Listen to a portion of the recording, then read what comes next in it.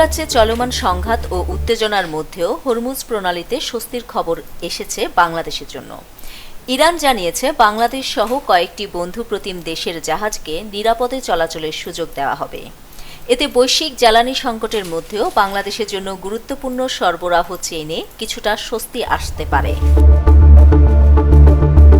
ইরানের পররাষ্ট্রমন্ত্রী আব্বাস আরাগচি রাষ্ট্রীয় টেলিভিশনে দেয়া সাক্ষাৎকারে বলেন, পশ্চিমা গণমাধ্যমের দাবি অনুযায়ী হরমুজ প্রণালী পুরোপুরি বন্ধ হয়নি। তিনি বলেন, অনেক জাহাজ মালিক বা দেশ আমাদের সঙ্গে যোগাযোগ করেছে যাতে তারা নিরাপদে প্রণালী পার হতে পারে। চীন, রাশিয়া, পাকিস্তান, ইরাক ও ভারত এসব দেশকে আমরা বন্ধু মনে করি বা বিশেষ কারণে অনুমতি দেই। এমনকি বাংলাদেশও, যারা আমাদের সঙ্গে সমন্বয় করেছে। ভবিষ্যতেও যুদ্ধের পরেও এটি চলবে। উল্লেখ্য, ইরান ড্রোন ও ক্ষেপণাস্ত্র হামলার মাধ্যমে হরমুজ প্রণালীতে নিয়ন্ত্রণ বজায় রেখেছে।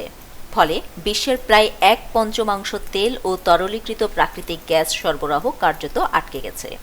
এর প্রভাবে বিশ্বজুড়ে জ্বালানি সংকট দেখা দিচ্ছে এবং বিমান সংস্থা থেকে সুপারমার্কেট সব খাতে ব্যয় বেড়ে যাওয়া, চাহিদা কমে যাওয়া এবং সরবরাহ শৃঙ্খল ব্যাহত হওয়ার মতো সমস্যার মুখে পড়ছে। নিউজ ডেস্ক, দৈনিক পূর্বকোণ।